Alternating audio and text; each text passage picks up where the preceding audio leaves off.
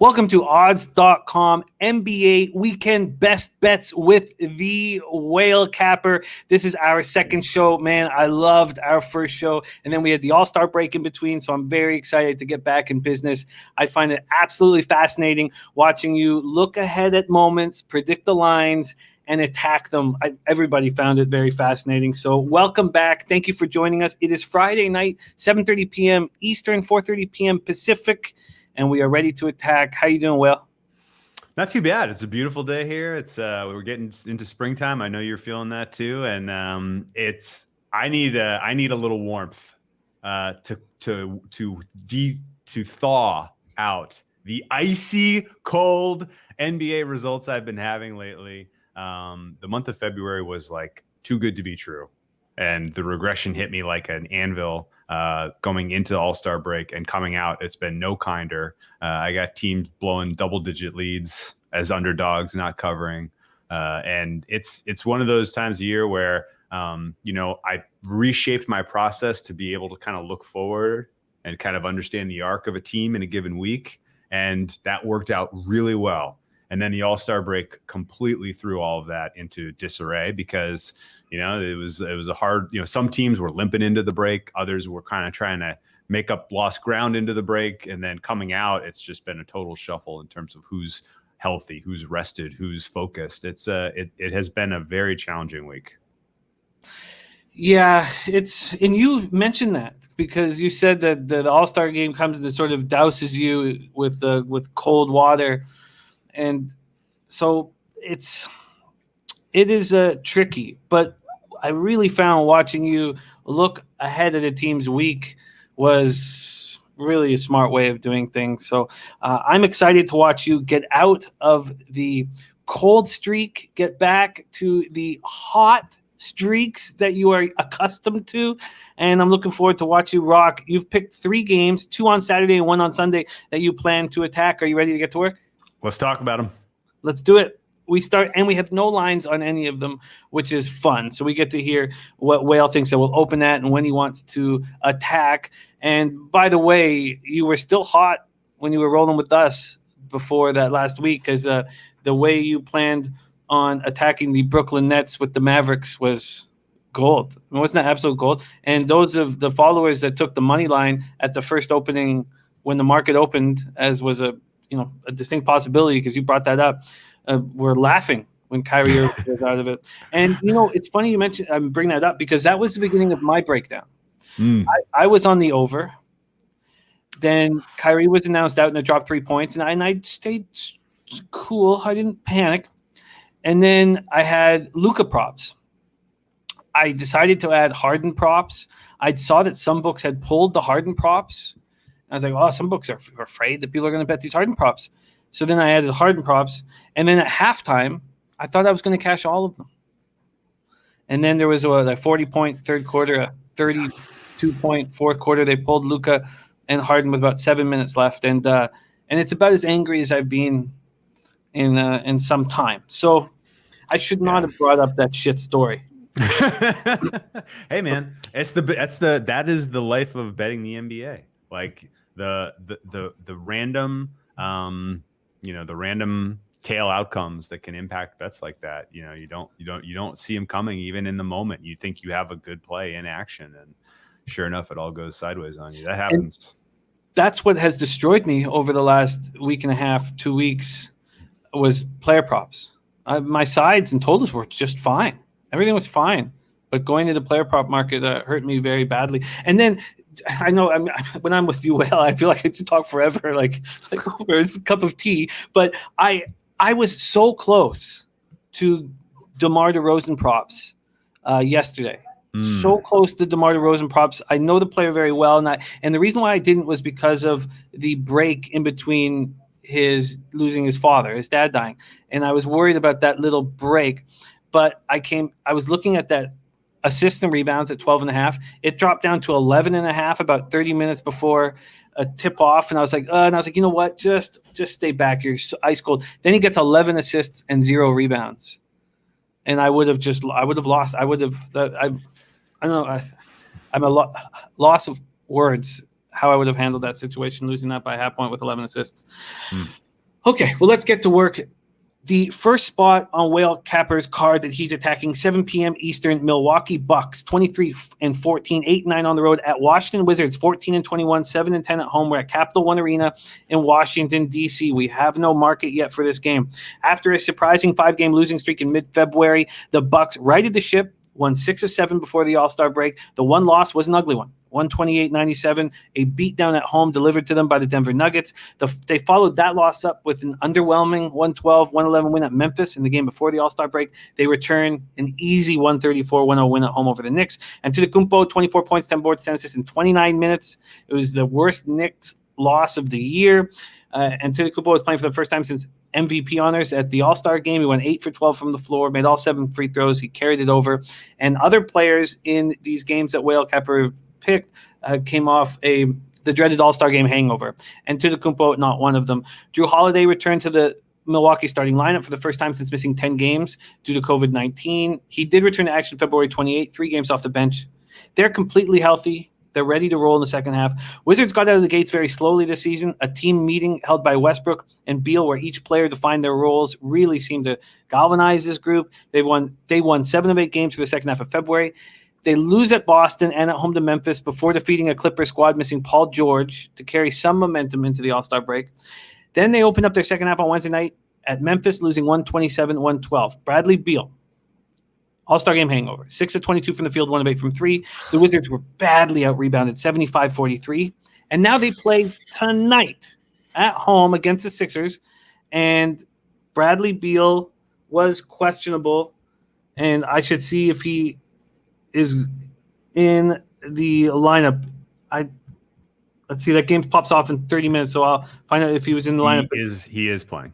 He is playing. Okay, so he is. Bradley Beal, left knee soreness, is questionable for the game. So here we go, Whale. First off, what do you expect the market to be? Are you hoping that the Wizards play well here against the Sixers, or do you want them to fall flat? How are you planning on attacking this Bucks-Wizards game? So point spread aside, I feel like the Wizards are the right side from a matchup standpoint, and we'll get to that in a bit.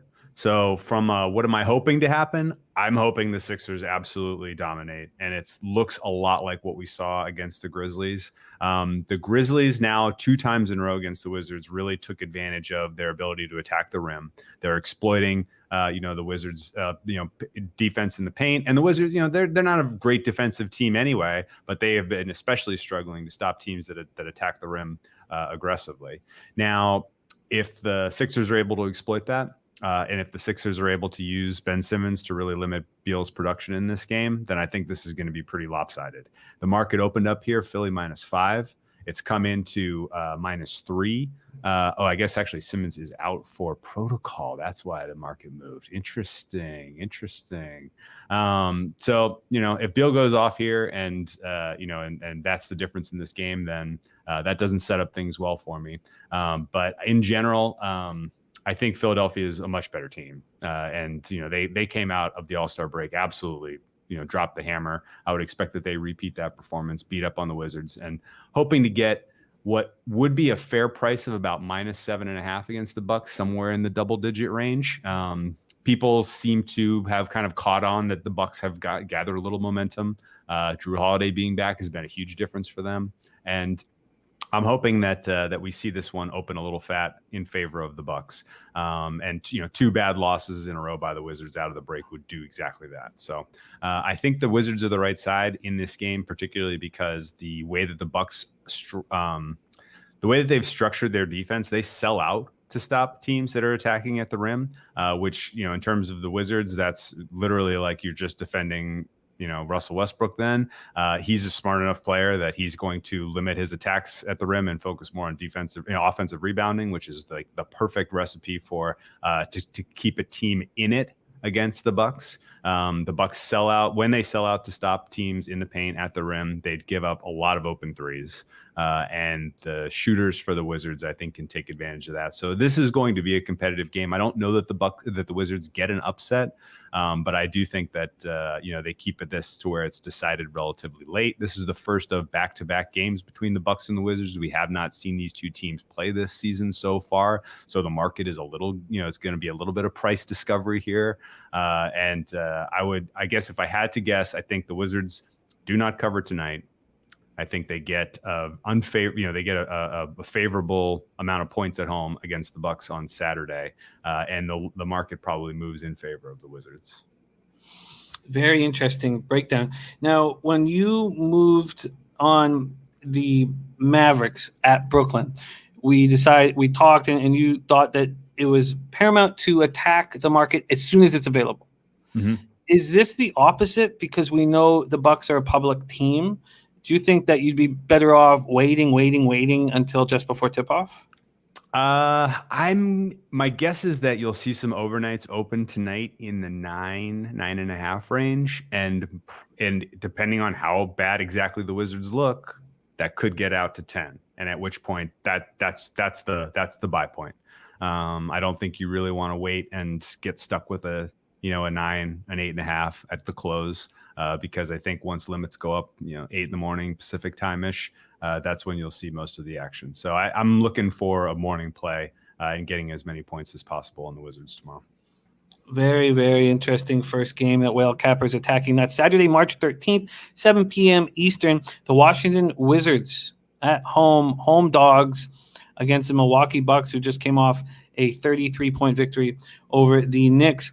We move on to Saturday night, 10 p.m. Eastern. Dallas Mavericks, 19, and it'd be wonderful if we could get something here from – no, that's going to be off the board too. 19-17, 99 on the road at Denver Nuggets, 21-15, 9-7 at home. We're at Ball Arena in Denver, Colorado. The Mavericks were on a 3-game winning streak heading into the All-Star game. They had a difficult back-to-back to open up the second half, winning 115-104 at home versus San Antonio Wednesday, before losing 116-108 at Oklahoma City on Thursday night without the services of both Luka Doncic out with an ankle injury and Kristaps Porzingis out with a knee injury or just being rested. Both are expected to return for this. The Nuggets won 4 straight to close out the first half of the season on the back of spectacular play from Nikola Jokic. Over his last 10 games, and I could have given you his season numbers. His season numbers are just unbelievable too, but over the last 10 games, he's averaging 28.7 points, 9.8 boards, 8.3 assists. He's hitting 51.4% from 3 and 95.5% from the stripe. The Nuggets begin the second half tonight at Memphis, and we'll be playing on the second half of a back-to-back when they face Dallas at home tomorrow night. They are banged up. Gary Harris, thigh, ruled out for tonight's game. JaMychal Green, shoulder. Paul Millsap, knee, are listed as questionable. And at this point, I don't know if they will be in the lineup. Here we go. The second game that Whale Capper is looking at this weekend, Mavericks Nuggets, 10 p.m. Eastern, Saturday night. Take it away. So I've heard that Millsap is in tonight. I've heard that Facundo is in tonight. And I've heard that Gary Harris, you mentioned Gary Harris remains out. That's frustrating. They really need him back. He is kind of the only guy that can provide the type of lockdown defense against the top tier scorer like Luka. And without him, for the second half of this season, then I don't know that they actually realize their potential, which is a true, clear top 4 team in the Western Conference, in my opinion. So going to be that's kind of the key to watch long term with the Nuggets. Short term with the Nuggets, again, because of the likely absence of Harris, because they're on a back-to-back. And we've seen the market has been aggressive and fading teams on back-to-back so far this season. Teams with a little bit of a shortened rest have really gotten bet against pretty aggressively, I've seen. So I'm expecting that they open this one, with Denver in the pick'em range. There was a pretty healthy appetite to back Dallas on their return to action against the Spurs. Some of that was because LaMarcus Aldridge got scratched, but that was a late heavy move that came in on that Mavericks team. So someone out there with influence was pretty interested in betting that side. I would guess that you see similar late action here for the Mavericks. And I think the Nuggets are the right side. I think Nikola Jokic is absolutely in the conversation for MVP this season. And I really don't see what the Mavericks can do defensively to stop him from getting his at any point in time during this game. I love the way that that Jamal Murray steps up his offense in these type of moments, going up against other type, Class A player, A-level superstars in the NBA. And just in general, from pretty much every aspect, I love the way that the Nuggets offense matches up against the Dallas defense.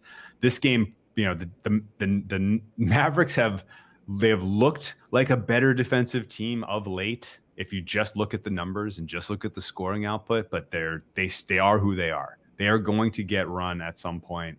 And this is probably going to be a little bit of a deflated total because of how well the Mavericks defense has looked of late.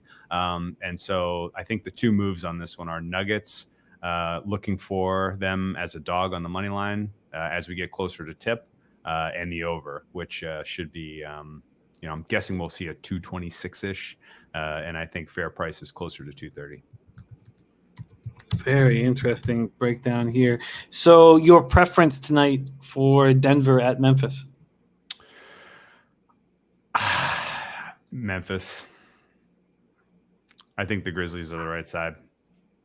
I love the Nuggets. I really wanted to bet on them a lot over the second half of the season. That was kind of my general thesis as we came out of the All-Star break. Like, this team is going to rip.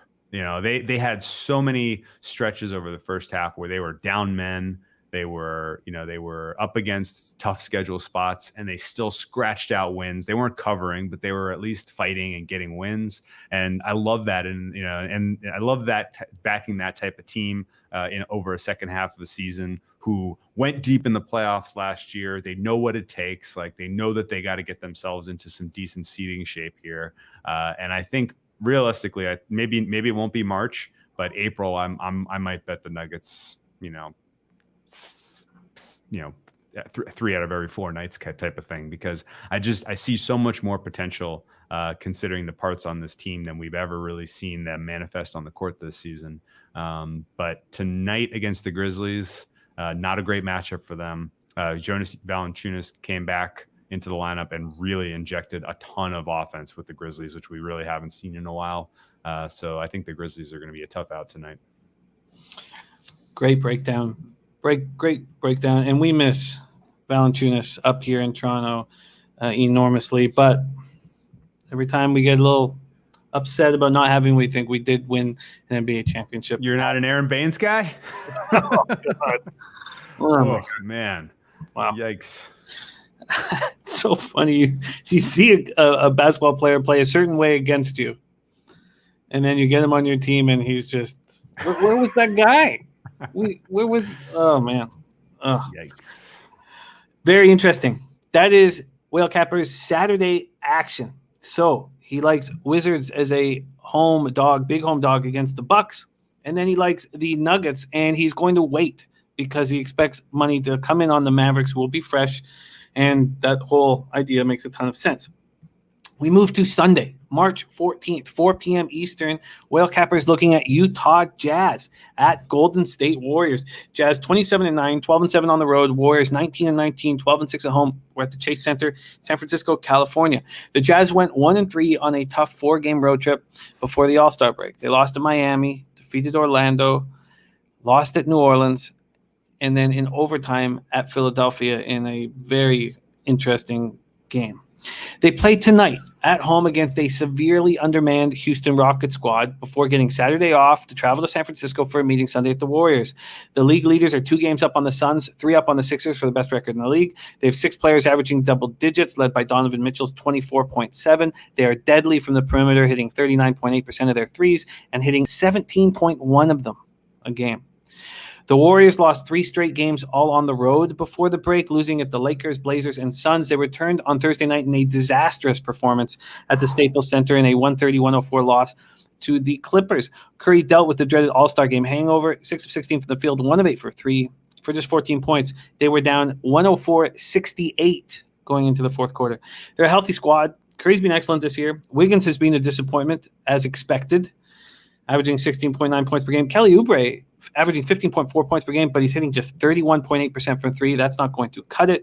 James Wiseman looked good at times, averaging 11.9 points, 6 rebounds in his rookie season, dealing with some controversy after missing a COVID test and being benched for the first 3 quarters of that game. against the Clip. They have Friday and Saturday off before playing the Jazz on Sunday.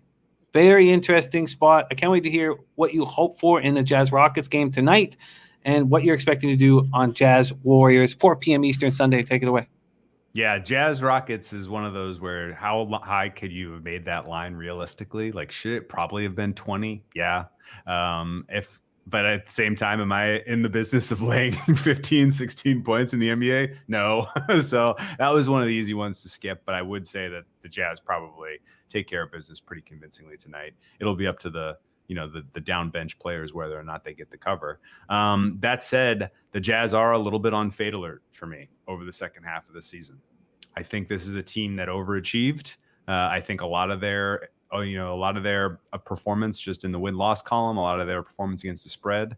And I guess I should caveat all of this with they are clearly a top 3 team in the Western Conference. That is not really up for debate, like clearly, but I would put them third. And realistically, the fact that their record is what it is, the fact that they went against, as incredibly hot against the spread in the first half of the season, I think was a lot due to lucky, fortuitous, I guess is a better way to say, fortuitous schedule, situational angles. Every time they were a little tired, every time they were asked to do a difficult portion of their schedule, their opponent happened to have been in a worse spot. And so I think, they caught a lot of teams that came through Utah on the second night of back-to-backs at the end of long road trips. And, I think that did help assist some of the perception of what that team is. And you're going to get a little bit of an inflated number here because you put it right. Like the Warriors didn't look great going into the All-Star break, and they looked miserable coming out of it. And I think this is a do or die portion of the season for the Warriors. They have the Jazz on Sunday, Lakers on Monday. Like if they cannot give you an honest performance in these 2 games against the true, Titans of the Western Conference, then call it a season. Western Conference is crowded. It's going to be hard fought for these playoff spots. And, the fact that you have some veteran leadership in the form of Draymond Green and Steph Curry on this team, I believe in them to kind of give you an honest effort in these 2 contests, and so basically I'm just saying decent chance that the market has overrated the Jazz a bit, decent chance that the Warriors give you an 84th percentile performance, not an average performance in this game. So I think they're going to be the right side. I'm hopeful that the Jazz win by 60 tonight, and then maybe you get like Utah -8-ish against the Warriors. The fact that last night closed 7, I believe, against the Clippers is a pretty decent indication that you're going to get a big number here against the Jazz. And I'll take those points and take my chances with the Dubs. It's a fun way to close out the weekend, 4 p.m. Eastern on Sunday, which is just 2 hours before the big NCAA basketball tourney draw, which myself and Maxwell Smart will be live for. So a fun Sunday and a fun way to roll into it by backing the Warriors at a big dog spread. What a treat it is, Whale Capper, to have these Fridays with you. I enjoy this enormously. Let's quickly review Whale Capper's look-ahead spots for the weekend best bets. Washington Wizards could get anywhere between 7.5 and 9.5, and he's looking for them to get blown out by the Sixers, and that Sixers game starts in about 10 minutes here. Then he's on the Nuggets and over. He will be waiting, expecting money to come in late on the Mavericks. And then we have Jazz Warriors at 4 p.m. Eastern on Sunday. And then finally on the Warriors, is that a spot where you think it's best to wait or attack the market immediately? I think it's not going to matter. I don't know that one's going to get a ton of action. There'll be a lot of other. There'll be a lot. That will be one of the lower handle games of the night, I would guess. Even though it's a good game, I don't think that a lot of people have appetite to fade the Jazz right now. I don't think a lot of people really want to back the Warriors right now. So that'll probably open fat and sit fat until you can get it whenever you want. And I guess so. Just to kind of put a bow on that, my fair price for BucksWizards is Wizards plus 7.5. Mm-hmm. So I would bet it down to plus 7.5. My fair price for Nuggets Mavericks is Nuggets -3, and my fair price for Jazz Warriors is Warriors plus 6. Oh man, I love this. Love this so much. Well, thank you so much for joining us here. Friday, it is almost 5 o'clock Friday night in LA. Enjoy your weekend immensely. And thank you so much for taking the time to hang out with us here at odds.com. Absolute pleasure. Best of luck this weekend with your basketball wagering. Yeah, absolutely. And we will be back next Friday and just loving this content. So on behalf of all of us here, Whale Cap and myself and everyone at odds.com, thank you guys so much for watching. Let's get paid.